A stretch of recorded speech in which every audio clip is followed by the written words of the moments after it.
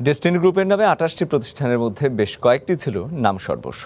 প্রতিষ্ঠানগুলোর কর্মকর্তারা প্রথমে প্রজেক্টের টাকা বিভিন্ন প্রতিষ্ঠানের হিসেবে জমা করতেন, এরপর বিভিন্ন ব্যাংকের হিসেবে তা স্থানান্তর করে দিতেন।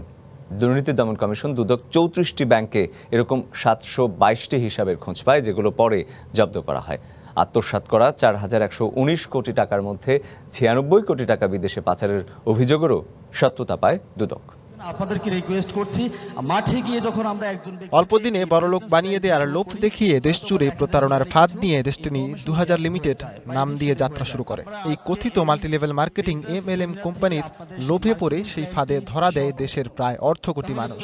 বিতর্কিত বহুস্তর বিপণন MLM পদ্ধতির ব্যবসার নাম করে এক যুগ ধরে মানুষের কাছ থেকে প্রায় ৪,০০০ কোটি টাকা তুলে নিয়েছিল ডেস্টিনি। যাত্রা শুরুর ১১ বছর পর ২০১২ সালে ধরা পড়ে মানুষকে বোকা বানানোর ডেস্টিনির ফাঁদ।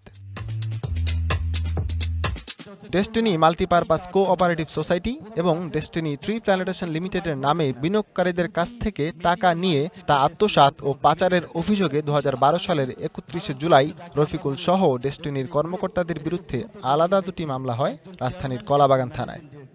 ২০১৪ সালের ৪ মে ট্রি প্ল্যান্টেশন মামলায় রফিকুল সহ ১৯ জন এবং অপর মামলায় ৪৬ জনের বিরুদ্ধে অভিযোগপত্র দেয় দুর্নীতি দমন কমিশন দুদক। আসামিদের মধ্যে কারাগারে আছেন ডেস্টিনির চেয়ারম্যান মোহাম্মদ হোসেন, MD রফিকুল আমিন ও পরিচালক অবসরপ্রাপ্ত কর্নেল দিদারুল আলম। জামিনে আছেন ৩ জন, বাকিরা পলাতক।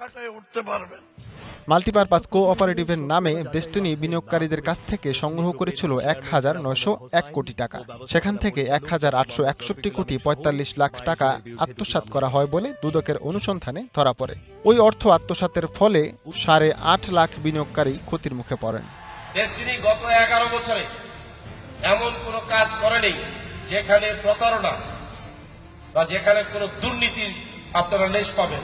বৃহস্পতিবার এ দুটি মামলার রায় হয়েছে। এর বাইরে ডেস্টিনির ব্যবস্থাপনা পরিচালক রফিকুল আমিনের বিরুদ্ধে সম্পদের হিসাব বিবরণী জমা না দেওয়ার মামলায় ৩ বছরের কারাদণ্ড হয়েছে গত বছর।